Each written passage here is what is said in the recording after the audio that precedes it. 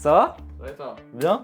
Allez, salut à tous! Aujourd'hui on se retrouve pour une vidéo assez spéciale, hein. On va dire que c'est pas plusieurs fois par an que ça sort, normalement que c'est qu'une seule fois. Et je parle bien sûr de la vidéo Setup 2023. Voilà mon nouveau setup, On va dire qu'il a pas mal évolué, hein. L'année dernière, c'était en bonne direction pour devenir un vrai setup de tournage. Puis là, ça s'est, on va dire, professionnalisé. Ça a beaucoup évolué. Il y a pas mal de choses qui restent les mêmes. Par exemple, mon support d'écran, ça fait combien de temps que je l'ai? Je crois que ça doit faire au moins 7 ans, les périphériques et tout ça. Enfin, ça n'a pas trop bougé. Mais au niveau de la partie tournage, par contre, ça a beaucoup évolué, hein. Tu le vois juste derrière moi. Bon bah allez, c'est parti, je vais te montrer un petit peu comment tout est installé, ce que j'utilise et pourquoi. Et bien sûr, tu retrouveras comme d'habitude tous les liens en description. On commence avec la sécurité, la surveillance. Je pense que ça peut en intéresser beaucoup d'entre vous puisque c'est très important et c'est vrai que dans ce genre de pièces, il y a pas mal de matos, donc c'est important. Et c'est pour cela que Reolink intervient. C'est une super caméra. Franchement, je pensais pas avant de la recevoir, je pensais que ça allait être assez basique, mais finalement, en fait, elle a même été recommandée sur le journal Le Numérique, donc c'est vraiment un truc de ouf. Et tu vas voir niveau fonctionnalité, en fait, il y a vraiment tout. Ils ont pas mal de modèles, hein. Franchement, ils ont tout ce qu'il faut. Ils ont même des caméras sur des nacelles, des trucs 360 et tout. Moi, ils m'ont envoyé déjà un modèle très haut de gamme, hein. Il coûte déjà 170 €, mais tu vas voir pour toutes les fonctionnalités qu'on a. Franchement, je pense que ça vaut le coup. Celle-ci, c'est une caméra d'extérieur, mais elle marche aussi très bien en intérieur. Elle se connecte sur le réseau, donc tu peux y accéder directement sur ton téléphone en Wi-Fi.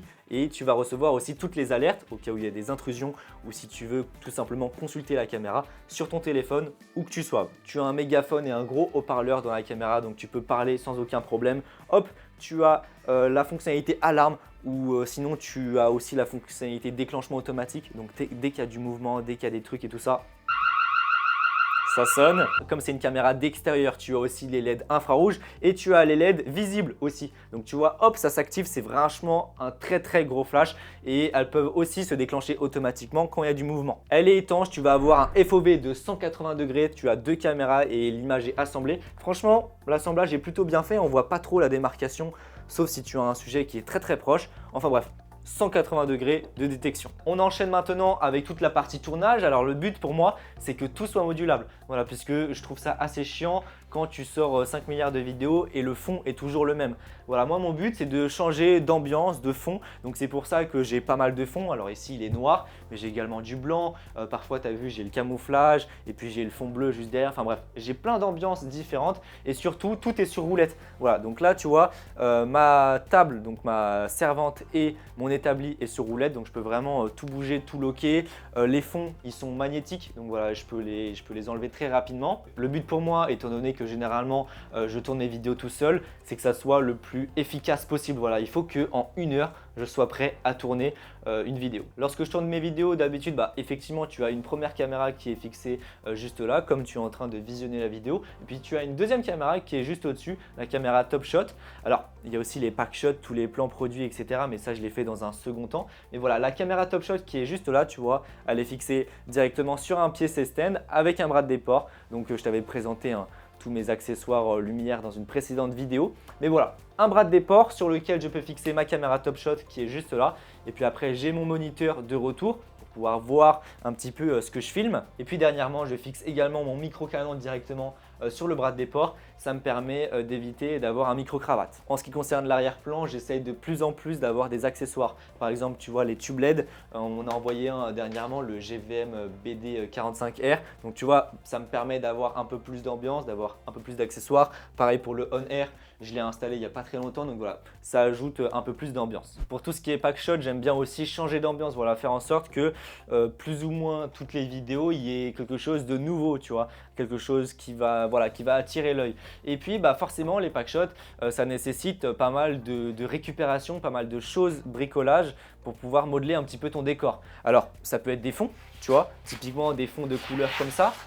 Pour ce qui est, par exemple, juste là, j'ai installé du marbre. Donc ça, typiquement, c'est de la récupération. Voilà, il y a pas mal de choses. Il ne faut pas croire qu'il y a besoin de tout acheter. Bien sûr, il y a une grosse partie qu'il faut acheter. Des fonds comme ça ne se trouve pas dans la rue. Mais voilà, tout ce qui est chute de bois, tu vois, des plans de travail comme ça se trouve. Des chutes comme ça en marbre, c'est du carrelage, hein. et ben ça se trouve aussi. Typiquement des papiers peints, des petites LED, hop, comme ça. Enfin, tu vois, il y a pas mal d'accessoires ou encore des ampoules, tu vois. Tu as plein de choses qui coûtent pas forcément très cher, tu vois, mais ça ajoute du cachet à tes vidéos. La servante, je t'en ai parlé un petit peu plus tôt. C'est là-dedans que je mets tout mon matériel principalement. Alors après, il y a l'armoire où je peux mettre tout ce qui est gros, donc tout ce qui est fond, etc. Mais voilà, le principal du matos, c'est là-dedans. Donc il y a pas mal de tiroirs, etc. avec beaucoup de matos. Tu vois, alors ça dépend, j'ai des choses pour le drone FPV, j'ai des objectifs. Ici, hop, j'ai tout ce qui est objectif et drone, enfin bref. Là-dedans, je peux tout mettre. On passe maintenant à l'endroit où finalement, je vais passer le plus de temps. Hein. Tout ce qui est montage et tout ça, ça prend énormément de temps. Mon setup, voilà, c'est vraiment le thème de la vidéo. La machine principale qui fait tourner tout ça, je l'avais déjà présenté, il me semble, sur la dernière vidéo, puisque je venais de le recevoir. C'est le MacBook Pro 14 pouces M1 Max. Ça fait maintenant un peu plus d'un an, je pense que je l'ai reçu. Qu'est-ce que j'en dis maintenant avec mon retour d'expérience? J'en suis trop content. Voilà, franchement, c'est une bête de course. Je m'en suis jamais plaint. Franchement, alors avant, quand j'étais sur Windows, ça m'arrivait souvent de m'énerver. Ah, il y a tel truc qui a crash. Ah, mon truc, il n'est pas assez puissant et tout ça. Enfin bref, ça m'énervait souvent.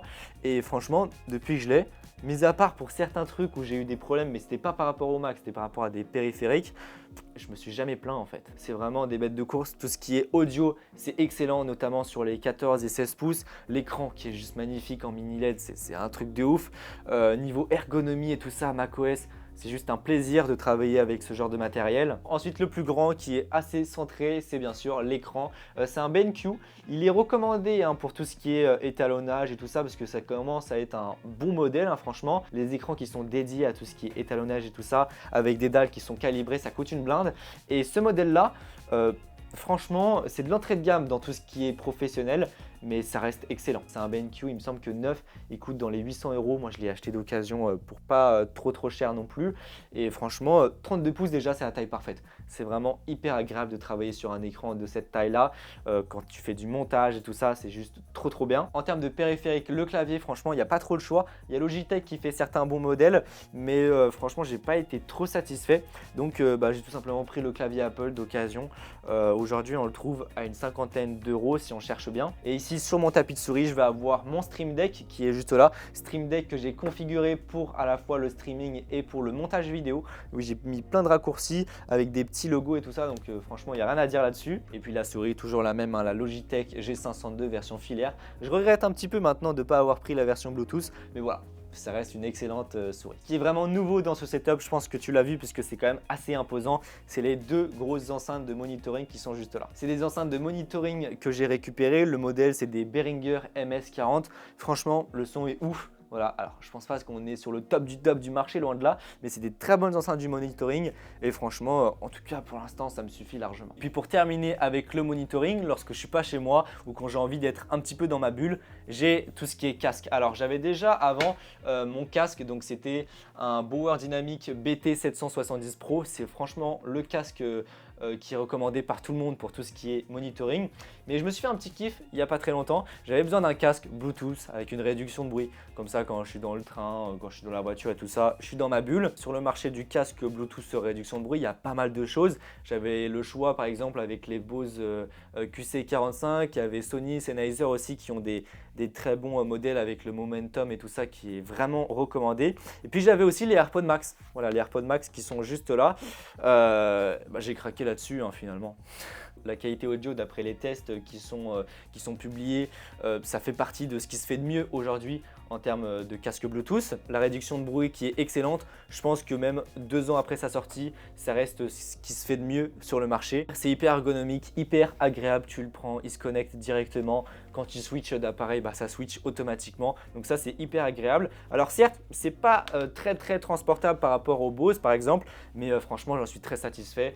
Et voilà, en tout cas, je l'ai pris d'occasion. Et enfin, pour terminer, je suis très content de t'en parler. C'est bien sûr tout ce qui est alimentation. Comment je fais pour alimenter toutes les batteries que j'ai, parce que ça consomme pas mal tout ce qu'il y a autour, tout ce qui est batterie de caméra, les micros, les batteries de moniteur, enfin il y a vraiment beaucoup de choses. Et là justement vient en compte tout ce qui est chargeur alimentation. Ugreen, c'est la marque des appareils que j'utilise pour pouvoir tout alimenter. Et en fait c'est marrant parce que c'est une marque avec qui je suis rentré en partenariat, ils m'ont envoyé pas mal de choses, tu vas voir ça. Mais en fait j'utilisais déjà avant leurs produits, tu vois. Ça c'est le modèle que j'utilisais, alors je te mets bien sûr tous les liens en description. et j'utilisais aussi leur câble et ça marche vraiment trop bien quoi. Puisque en fait c'est un très bon rapport qualité-prix. C'est vrai que ce modèle-là de chez Ugreen, puis les autres modèles d'ailleurs, ils sont plutôt intéressants parce qu'en termes de capacité de charge, c'est plutôt impressionnant finalement. C'est impressionnant sur le papier et surtout ça marche. Moi à chaque fois j'alimente mon Mac, tous mes appareils, je charge tout avec ces chargeurs-là. Ça c'est un chargeur 100 watts et tu vas avoir 3 USB-C et un USB-A.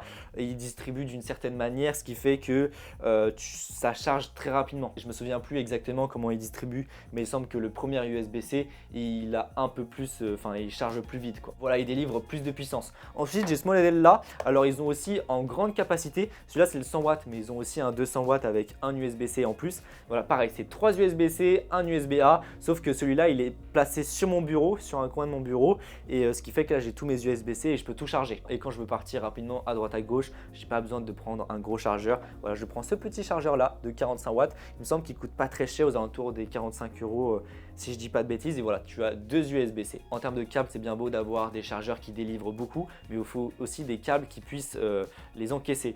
Donc voilà, Ugreen, pareil, c'est la marque des câbles que j'utilisais. Et ce qui est cool, c'est que même après plusieurs années d'utilisation, il se tord pas. Tu vois, il se torsade pas comme plein de câbles que j'ai où en fait il se torsade. Enfin bref, ça s'use. Et là, franchement, ça tient bien dans le temps. Alors, il me semble qu'ils sont pas donnés non plus, mais voilà. Après, je m'y connais pas très bien dans tout ce qui est chargeur et tout ça, mais ça coûte très cher ce genre de choses. Bon bah voilà, je pense qu'on a fait le tour. Je te mets bien sûr tous les liens dans la description s'il y a quelque chose qui t'intéresse. Et n'hésite pas, bien sûr, si tu as des questions, c'est dans les commentaires. Je sortirai pour tout ce qui est vidéo, photo vidéo, tout mon matos, je sortirai une vidéo matos 2023 où je te dis précisément, je te dis tout ce que j'ai en termes de matos photo vidéo. Et puis bien sûr, je sortirai des vidéos sur le DJI Mic, sur le Blackmagic Video Assist. Et j'ai déjà fait plein de vidéos sur ma chaîne d'ailleurs sur d'autres produits si ça t'intéresse. J'espère que cette année 2023-2024 sera remplie de projets encore plus fous par rapport à l'année dernière. Et puis sur ce, voilà, j'espère que cette vidéo t'aura plu. N'hésite pas à mettre un pouce bleu, à t'abonner pour en voir plus. Si tu as des questions, c'est dans les commentaires. N'hésite pas à partager cette vidéo et à me suivre sur Instagram, je poste très souvent, je suis assez actif. Et puis sur ce, on se retrouve pour une prochaine vidéo. Allez, salut! Salut à tous! Aujourd'hui, on se retrouve pour une nouvelle session FPV très spéciale. Et oui, puisqu'on teste mon nouveau drone FPV. On l'a monté ensemble sur cette chaîne YouTube. Je te mets bien sûr tous les liens en description si jamais tu n'as pas suivi les anciennes vidéos. Pour ceux qui arrivent, il s'agit d'une frame Vega O3, donc équipée du nouveau système DJI O3. Le nouveau